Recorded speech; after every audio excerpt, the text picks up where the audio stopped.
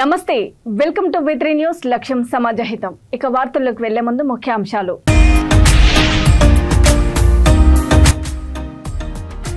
OUJAC విద్యార్థి నాయకులు నిరాహార దీక్ష బాల్క సుమన్ను తక్షణమే అరెస్ట్ చేయాలని డిమాండ్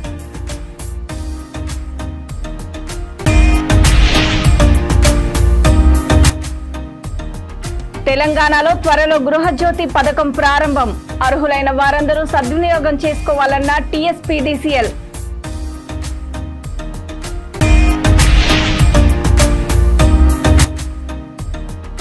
ఇందిరా పార్క్ వద్ద ఓబీసీ సెంట్రల్ కమిటీ శాంతి దీక్ష అసెంబ్లీలో మహాత్మా జ్యోతిరావు సావిత్రిబాయి పూలే విగ్రహాలు పెట్టాలని విజ్ఞప్తి సుమన్ రేవంత్ రెడ్డి మీద బాల్క సుమన్ చేసిన అనుచిత వ్యాఖ్యలకు నిరసనగా ఉస్మానియా యూనివర్సిటీ విద్యార్థి నాయకులు ఓయూజేఏసీ ఆర్ట్స్ కాలేజీ ముందు నిరాహార దీక్ష చేపట్టారు. బాల్క సుమన్ ను తక్షణమే అరెస్ట్ చేసి అతని అక్రమ ఆస్తుల మీద విచారణ చేపట్టాలని డిమాండ్ చేశారు. ఈ సందర్భంగా దీక్ష శిబిరానికి విచ్చేసిన టీపీసీసీ ఉపాధ్యక్షులు చామల కిరణ్ కుమార్ రెడ్డి, జేఏసీ నాయకులు నాల నగేష్, వలిగొండ నరసింహతో మాట్లాడారు. ఈ కార్యక్రమంలో ఓయూ విద్యార్థి నాయకులు రెడ్డి, శ్రీను, శాంతికుమార్, గడ్డం ప్రవీణ్ కుమార్, కొండరెడ్డిపల్లి శేఖర్, సంజు సాయి కుమార్ తదితరులు పాల్గొన్నారు.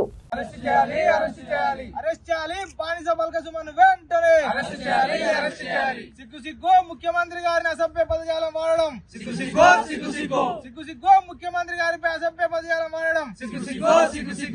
खबरदार रंडा बलका सुमन, खबरदार खबरदार खबरदार रंडा बलका सुमन, खबरदार खबरदार.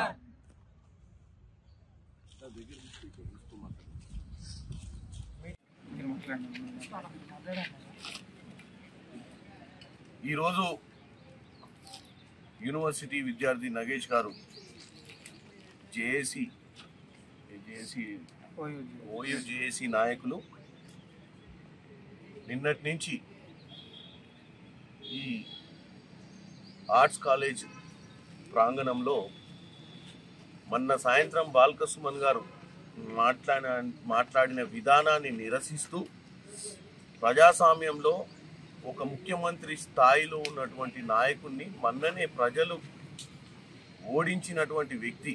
గతంలో ఆయన కూడా ఇదే యూనివర్సిటీ క్యాంపస్లో విద్యను అభ్యసించి తర్వాత ప్రజల చేత పార్లమెంటుకు, అసెంబ్లీకి ఎన్నుకోబడి ఒక బాధ్యత గల వ్యక్తి అయినటువంటి బాల్కా సుమన్ చెప్పు చూపించడం అనేది ఈ ప్రజాస్వామ్యంలో అది పెద్ద నేరము, పొరపాటు. అది కూడా ఒక చదువుకున్నటువంటి వ్యక్తి, ప్రజలతో ఎన్నుకోబడ్డటువంటి వ్యక్తి, గతంలో ఒక బాధ్యత గల వ్యక్తి అలాంటి వ్యవహారం చేయడాన్ని ఈరోజు రాష్ట్ర వ్యాప్తంగా కూడా చాలామంది విద్యార్థి నాయకులే కాకుండా పెద్ద మనుషులు కూడా, అంటే గెలిచినటువంటి సర్పంచులు, ఎంపీటీసీలు అందరూ కూడా నిరసనలు తెలియజేస్తున్నారు. ముఖ్యంగా నేను ఒకటే తెలియజేస్తున్నాను, మనము యువతరానికి ఆదర్శం కావాలి తప్ప యువతరాన్ని తప్పుతో పట్టించే ప్రయత్నం చేయొద్దు. ఇటువంటి వాళ్ళని ఎన్నికల నుంచే బహిష్కరించాలి. ఒక రోల్ మోడల్గా ఉండాల్సినటువంటి వ్యక్తి అలా వ్యవహారం చేసి మరి ఆయన వాళ్ళ గురువు గారు, వాళ్ళ నాయకులను ఈరోజు ఓడిపోయి ఏ ప్రాధాన్యత లేకుండా ఉన్నటువంటి బాల్కా సుమన్కి ప్రాధాన్యత సంతరించుకునే ఒక మార్గంలో ముఖ్యమంత్రిని తిడితేనే ఆయనకు గుర్తింపు వస్తుందని దొరల దగ్గర, వాళ్ళ కేసీఆర్ కుటుంబం దగ్గర గుర్తింపు కోసమే చేసినట్టుగా అనిపిస్తుంది. ఇటువంటి వాళ్ళందరినీ రెచ్చగొట్టి 55-60 దినాలైంది కాంగ్రెస్ పార్టీ అధికారంలోకి వచ్చి. మా ముఖ్యమంత్రి వర్యులు, మా మంత్రులు అందరూ కూడా ఇచ్చినటువంటి హామీలను నెరవేర్చే ప్రయత్నము, 9.5 ఏళ్ల పాలనలో చేసినటువంటి అప్పులను ఎలా ఈ అప్పుల కూపం నుంచి బయటికి తీసుకురావాలి, తెలంగాణను ఆర్థికంగా ఎలా తెలంగాణ కాంగ్రెస్ ప్రభుత్వం చేపట్టనున్న గృహజ్యోతి పథకం అమలు గురించి Telangana state southern power distribution company limited assistant to divisional engineer K Raju media సమావేశం ఏర్పాటు చేశారు. ఈ సందర్భంగా ఆయన మాట్లాడుతూ తెలంగాణలో గృహజ్యోతి పథకం త్వరలో అధికారికంగా వెలువడుతుందని అన్నారు. ఇంటి వద్దకు విద్యుత్ సిబ్బంది కరెంటు బిల్లులు ఇవ్వడానికి వచ్చినప్పుడు వారికి ration card, Aadhaar number, phone number, ప్రజాపాలనలో దరఖాస్తు చేసిన అక్నాలెడ్జ్మెంట్ నెంబర్ను ఇచ్చి నెలకు 200 యూనిట్లు ఉచిత విద్యుత్తుని సద్వినియోగం చేసుకోవాలని సూచించారు. ఈ అవకాశాన్ని అర్హులైన వారందరూ సద్వినియోగం చేసుకోవాలని కోరారు.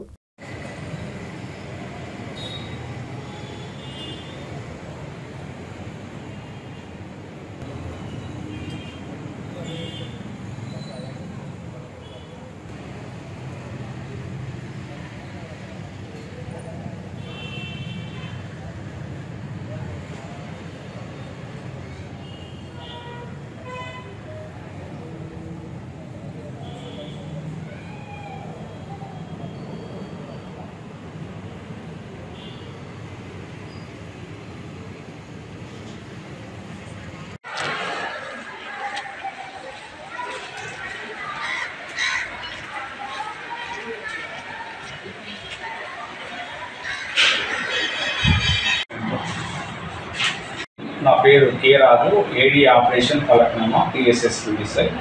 ప్రజలకు విజ్ఞప్తి, 6 గ్యారెంటీల పథకంలో భాగంగా గృహజ్యోతి అనేది ఎలక్ట్రిసిటీ డిపార్ట్మెంట్కు సంబంధించింది. ప్రజలకు ఎవరికైతే రేషన్ కార్డు అంటే ఫుడ్ సెక్యూరిటీ కార్డు ఉన్న వాళ్ళు, ఆధార్ కార్డు ఉన్న వాళ్ళు ఎలిజిబిలిటీ ఉంటుంది. వారికి 200 యూనిట్ల లోపల ఉంటే ఒకవేళ వారికి విద్యుత్ ఉచితంగా ఇవ్వబడుతుంది ప్రభుత్వం తరఫున. వీటిలో భాగంగా మా మీటర్ రీడర్స్ ప్రతి ఇంటికి రీడింగ్కి వచ్చినప్పుడు కొన్ని వివరాలు అడుగుతారు. అందులో ఫుడ్ సెక్యూరిటీ కార్డు అంటే రేషన్ కార్డు 12 అంకెలది ఉంటుంది. దాని తర్వాత ఆధార్ కార్డు అది కూడా 12 అంకెలది ఉంటుంది. తర్వాత వారి యొక్క ఫోన్ నెంబర్ వివరాలు, మరియు ఇంతకుముందు డిసెంబర్ 28 నుంచి జనవరి 6 వరకు ప్రజాపాలనలో ఎవరైతే సబ్మిషన్ చేశారో ప్రభుత్వానికి ఆ యొక్క అక్నాలెడ్జ్మెంట్ సంఖ్యను కూడా మా యొక్క మీటర్ రీడర్కి తెలిపితే మేము మా యొక్క సిస్టంలో లింకప్ చేసి ఆ యొక్క వివరాలని ఆ సర్వీస్ నెంబర్కి అనుసంధానం చేస్తాం. ఎప్పుడైతే ప్రభుత్వం ఈ పథకాన్ని రానున్న రోజుల్లో అమలు చేస్తుందో ఇటీ విషయం ఎవరైతే రేషన్ కార్డు, ఆధార్ కార్డు ఉన్నారో, ఎలిజిబిలిటీ ఉన్నారో వాళ్ళకు ఈ స్కీమ్ వర్తింపజేస్తుంది. కావున ప్రజలందరూ కూడా మాకు సహకరించవలసిందిగా నేను విజ్ఞప్తి చేస్తున్నాను. మినిమం 200 యూనిట్ల లోపల ఉండాలి. దాని పైబడి ఉంటే పైన ఉన్నప్పుడు వాళ్ళు ఎలిజిబిలిటీ ఎట్లా ఉంటుంది అనేది ప్రభుత్వం ఇప్పుడు ప్రకటన చేస్తుంది. దానికి అనుబంధంగా మేము మీకు తర్వాత తెలియజేస్తాం. ఇప్పటికీ ఈ విషయాలన్నీ కూడా మా యొక్క సీఎండీ గారు గూడూరు తెలుగుదేశం పార్టీ అభ్యర్థిగా డాక్టర్ ఫాసిం సునీల్ కుమార్ ని ప్రకటించిన సందర్భంగా టీడీపీ సీనియర్ మైనారిటీ నాయకులు ఆర్ఎస్కే జిలానీ భాష ఆధ్వర్యంలో స్థానిక పెద్ద మసీద్ సెంటర్ వద్ద బాణసంచ పేల్చి స్వీట్లు పంచిపెట్టారు. అనంతరం మసీదు లోపల దువా చేసి సునీల్ కుమార్ గెలుపొందాలని ప్రార్థన చేశారు. ఈ కార్యక్రమంలో దువ్వూరు రవీందర్ రెడ్డి, ఎస్కే ఖాదర్ బాబా, భారీగా యువత, మైనారిటీ నాయకులు, కార్యకర్తలు తదితరులు పాల్గొన్నారు.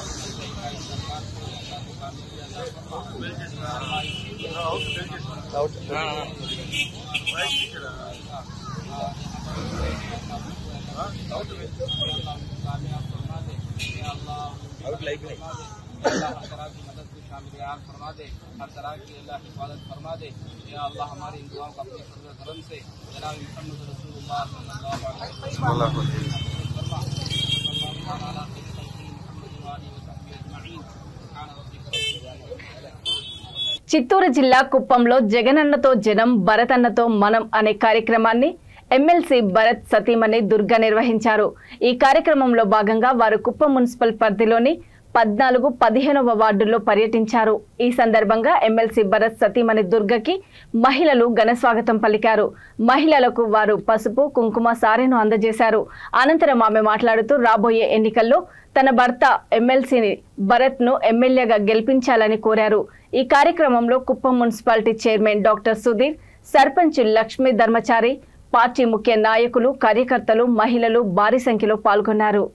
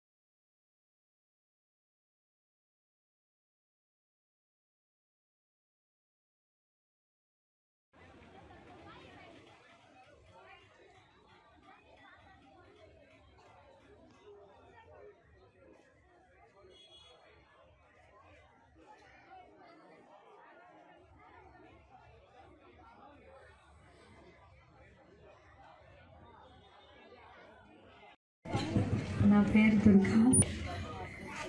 గత 4 నెలలు తిరుగుతున్నాను కదా, ఇక్కడే తాగాను, గొంతు రాలేదు. ఇవాళకి వారం అయిపోయింది. మీరందరూ ఇంత పొద్దుపోయినా కూడా చలిలో మంచులో నన్ను చూడడానికి అందరు వచ్చినందుకు చాలా చాలా చాలా ధన్యవాదములమ్మా. మీరు వచ్చినందుకు నాకు అర్థమైపోయింది మీ అందరికి భరత్ అంటే ఎంత ఇష్టమని. ఇంతకంటే నాకేమొద్దు, మీ అందరి అభిమానమే చాలు.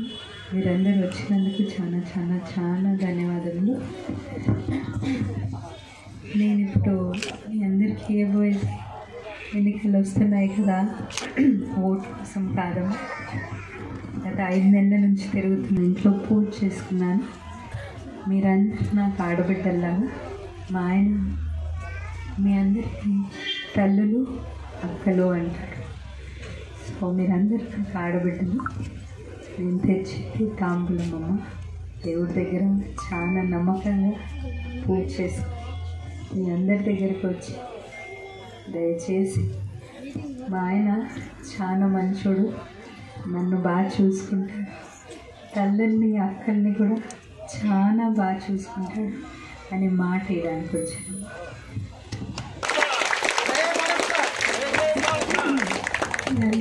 నీలోఫర్ ఆసుపత్రిలోని ల్యాబ్లో స్వల్ప అగ్ని ప్రమాదం జరిగింది. మొదటి అంతస్తులో ల్యాబ్లోని ఫ్రిడ్జ్లో షార్ట్ సర్క్యూట్ జరగడం వల్ల పేషెంట్స్, అటెండర్స్ కొంత భయాందోళనకు గురయ్యారు. ఈ ఘటనపై ఆసుపత్రి సూపరింటెండెంట్ డాక్టర్ ఉషారాణి మాట్లాడుతూ, విషయం తెలిసిన వెంటనే ఆసుపత్రి సిబ్బంది ఫైర్ సిలిండర్ల సహాయంతో మంటలు ఆర్పివేశారని అన్నారు. ఫ్రిడ్జ్ దగ్గరలో ఉన్న రబ్బర్ పదార్థాల వల్ల ఎక్కువ పొగ వచ్చిందని తెలిపారు. ఈ ఘటనలో ఎవరికి ఎలాంటి ప్రమాదం జరగలేదని తెలియజేశారు.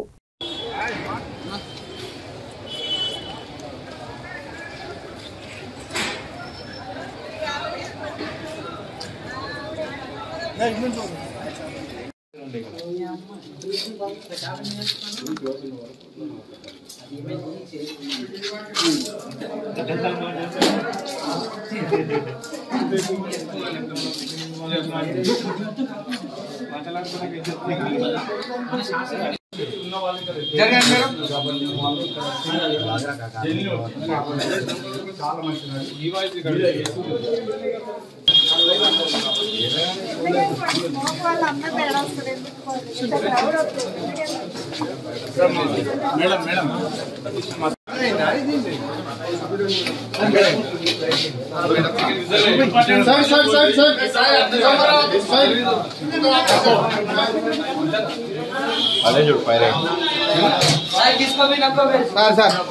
ఐదు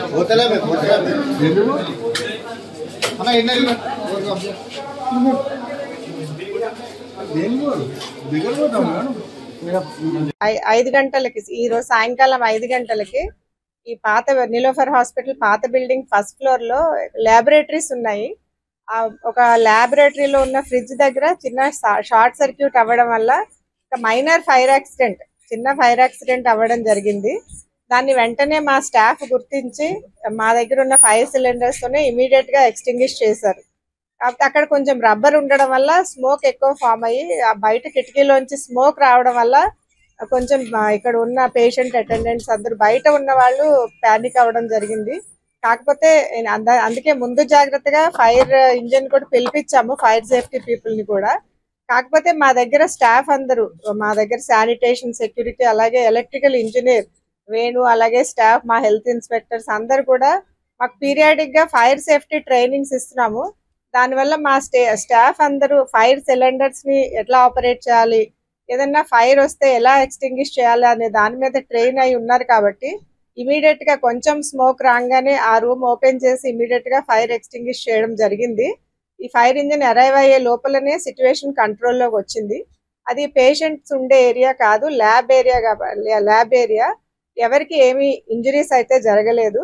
ఈ స్మోక్ వల్ల కొంచెం బయట ఉన్న అటెండెంట్స్, అది రోడ్ మీద ఉన్న అటెండెంట్స్ అది కొంచెం పానిక్ అవ్వడం అయితే నిజమే, కానీ ఎలాంటి ప్రమాదం తెలంగాణ అసెంబ్లీలో మహాత్మా జ్యోతిరావు, సావిత్రిబాయి పూలే విగ్రహాలు పెట్టాలని జాతీయ OBC committee chairperson Bhagyalakshmi demand చేశారు. ఈ సందర్భంగా హైదరాబాద్ ఇందిరా పార్క్ వద్ద ఓబీసీ సెంట్రల్ కమిటీ ఆధ్వర్యంలో ఒకరోజు శాంతి దీక్షను చేపట్టారు.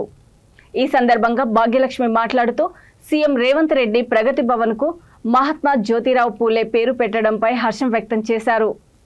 తెలంగాణ అసెంబ్లీలో జ్యోతిరావు, సావిత్రిబాయి పూలే విగ్రహాలను పెట్టాలని విజ్ఞప్తి చేశారు.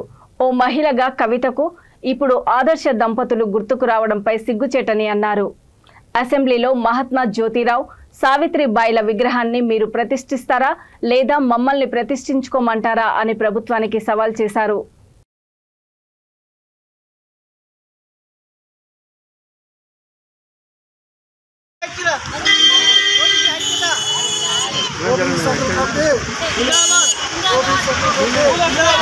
మహాత్మా జ్యోతిరావు ఆశయాలను మహాత్మా జ్యోతిరావు ఆశయాలను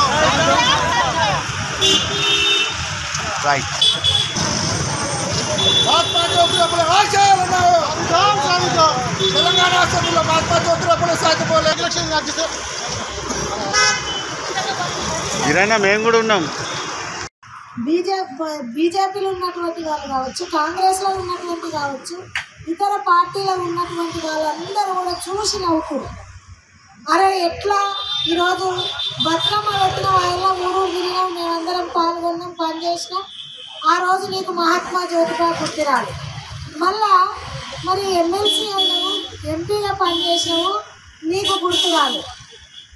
కాబట్టి ఈరోజు కవితకి ఏం గుర్తొస్తుందంటే అధికారం పోయింది, మరి లిక్కర్ దానిగా పేరుంది, లిక్కర్ మొత్తం మీద తెలంగాణ ఉద్యమం చేసి తెలంగాణ ఆడబిడ్డగా ఉన్నటువంటి కవిత పనిచేసి మేము ఏదో సాధించుకున్నాం అనుకుంటే తీసుకుపోయి ఢిల్లీలో భారతదేశానికి రాజధానిలో ఇవాళ సిగ్గు మారిపోయింది, ఇవాళ లిక్కర్లో నువ్వు ఉన్నావని తెలిసింది.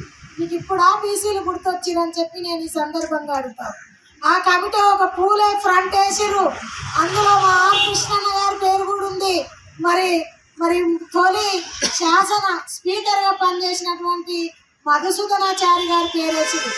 ఎందుకు మీ దొరసానమ్మ దగ్గర కూర్చొని మా పెద్ద మనుషులు మీ కింద పనిచేయాలన్నా అని చెప్పి ఈ సందర్భంగా నేను అడుగుతా ఉన్నాను. సిగ్గు శరం లేకుండా వారు ఒక పెద్ద ఈ దేశానికి రాష్ట్రంలో బహుజన వర్గాలకు నాయకత్వం వహిస్తూ బీసీ వర్గాలకు ఉన్నటువంటి వాళ్ళని నువ్వు ఒక ఫ్రంట్కు చైర్మన్, నీకు నీ దగ్గరకు వచ్చి మా వాళ్ళు పనిచేయాలన్నా. ఖబర్దార్ బిడ్డ కవిత చెప్తున్నా, ఇక ఇప్పుడు ఆయన గెలిచిరు కానీ వచ్చే పార్లమెంట్ ఎలక్షన్లో ఒక్కటి కూడా గుర్తుపెట్టుకోండి. నేను ఒకటే చెప్తాను, ఆస్తి కోసం తన సొంత తల్లిని వేధిస్తున్నాడని, ఇంట్లో నుంచి వెళ్లిపోమ్మని నానా హింసలకు గురి చేస్తున్నాడని హైదరాబాద్ అంబర్పేట ప్రాంతంలోని పటేల్ నగర్లో ఓ వృద్ధురాలు మీడియాకు విన్నవించింది. పెద్ద కొడుకు రాజు, కోడలు లత తన పేరు మీద ఇల్లును రాసివ్వమని, లేకపోతే చంపేస్తానని బెదిరిస్తున్నాడని ఆవేదన వ్యక్తం చేశారు. స్థానిక పోలీసులకు ఫిర్యాదు చేసిన అధికారులతో గోడు వెళ్లబోసుకున్నా ఎవ్వరూ సహకరించలేదని తెలిపారు. అలాగే ఈ వ్యవహారంపై నగర పోలీస్ కమిషనర్ను ఆశ్రయించానని అన్నారు. ఆమె చిన్న కొడుకు మాట్లాడుతూ తల్లి బాధలు చూడలేక అన్ని తానే భరిస్తున్నానని అన్నారు. తమకు న్యాయం చేయాలని కోరారు.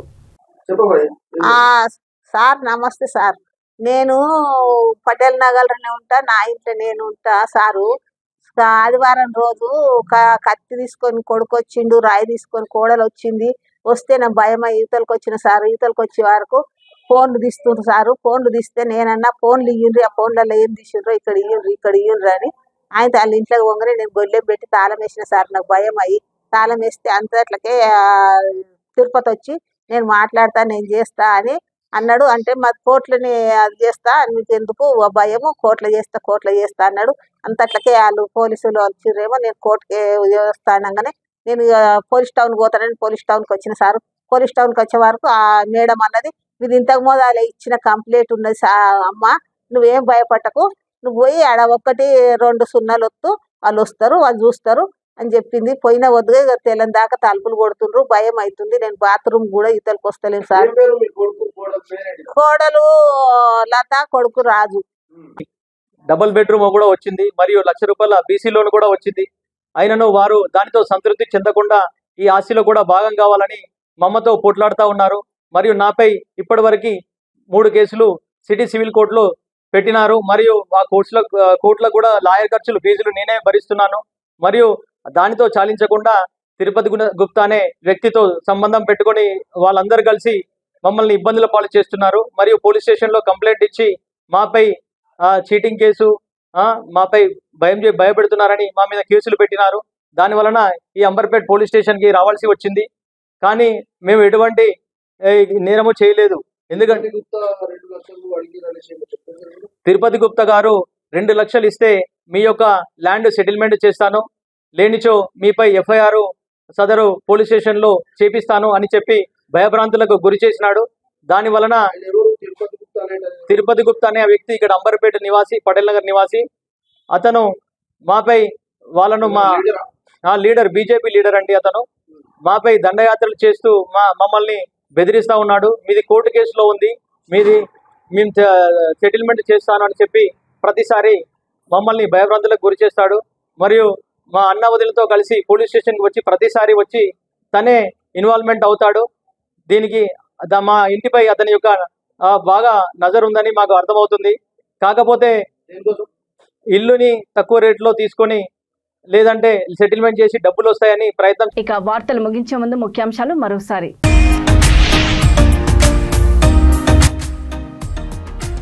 ఓయూజేఏసీ విద్యార్థి నాయకులు నిరాహార దీక్ష. బాల్క సుమన్ను తక్షణమే అరెస్ట్ చేయాలని డిమాండ్.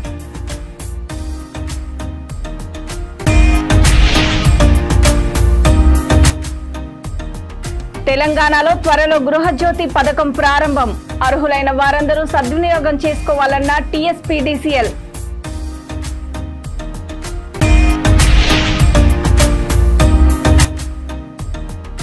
ఇందిరా పార్క్ వద్ద ఓబీసీ సెంట్రల్ కమిటీ శాంతి దీక్ష. అసెంబ్లీలో మహాత్మా జ్యోతిరావు, సావిత్రిబాయి పూలే విగ్రహాలు పెట్టాలని విజ్ఞప్తి. చూస్తూనే ఉండండి V3 న్యూస్, లక్ష్యం సమాజహితం. నమస్తే.